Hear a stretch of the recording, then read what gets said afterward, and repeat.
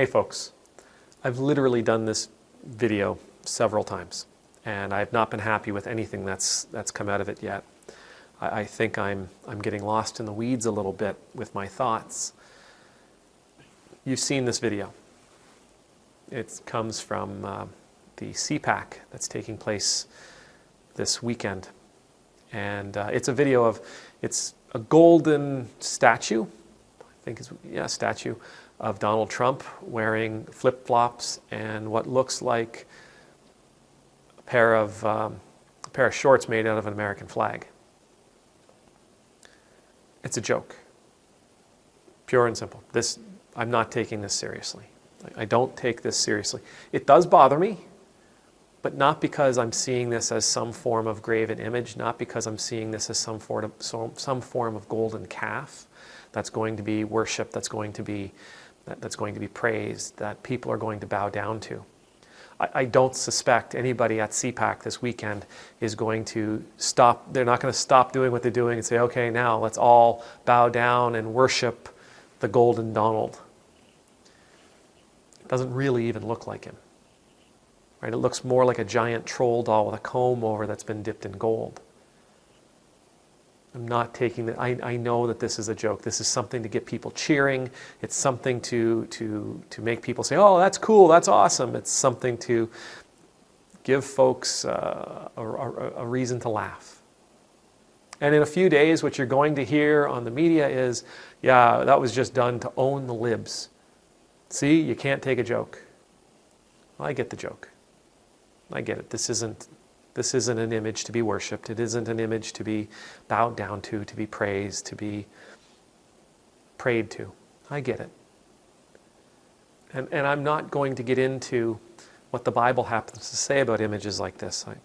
I'm not going to get into what happens to the golden calf when Moses comes down and sees it. I'm not going to talk about what happens when the king of Persia creates a golden image for himself and of himself and tells everybody they have to bow down to it. I'm not going to talk about what the book of Revelation says about the image that is the statue, the image that is created to look like the beast, that the followers of the beast will turn and follow after the beast has its severe injury that everybody thinks has destroyed it.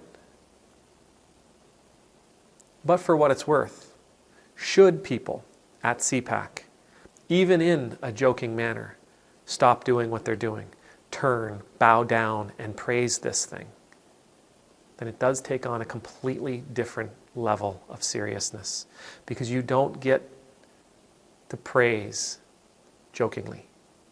And my expectation will be every fundamentalist Christian, every evangelical Christian across the planet will lose their ever-loving minds over those images, should those images be released.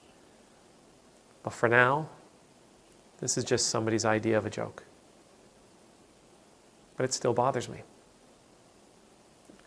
Again, it doesn't bother me because of what it is.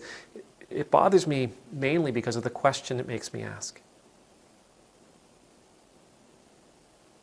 How far away are we from replacing God with something like this?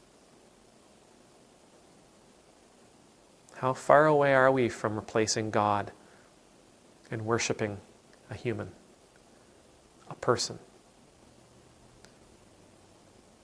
In our society today, we already spend a completely disproportionate amount of time following our Instagram heroes. We follow celebrities, we follow athletes, we follow musicians, we follow actors, we follow people who are famous just because they're famous. We follow people who just post pictures on Instagram. We follow a family from California because they told us to. So how far away are we from this moment where we're praising a human? We're bowing down to a human. Whether you like Donald Trump or not, there is something about him that is different than any other political figure we've seen. at least I've seen in my life. Now, I've been around 48 years. I can't say that I know everything about history, but I can say that I can't think of another political figure anywhere in the Western society where leaders are chosen by the people, or supposedly chosen by the people, where the people have deified the person as Donald Trump has been deified by his supporters. Now, that might be the wrong word, but the truth is he can do no wrong in the eyes of his supporters. It doesn't matter what he does, they will find a way of justifying it. No matter what he says, no matter how he acts, no matter how he behaves, they will find a way to justify those actions, those behaviors, those words.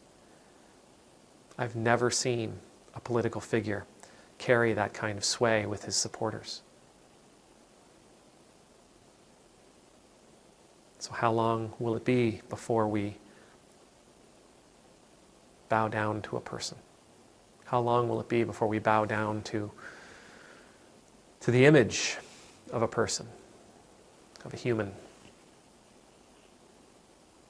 It strikes me that we might already be on that slope. This statue